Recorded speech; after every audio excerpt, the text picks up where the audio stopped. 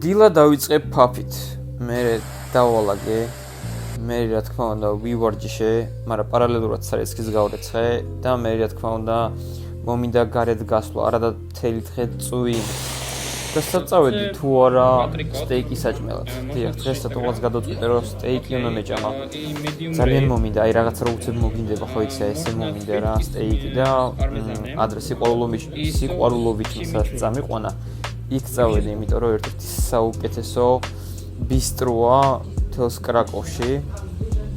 ხო და უგემრიელესი სტეიკი მივირთვი და აი ჩიმიჩურის соуსი იმენა გუში ვისწავლე ეს თო, მაგრამ უმაგრესი соуსი იყო რა.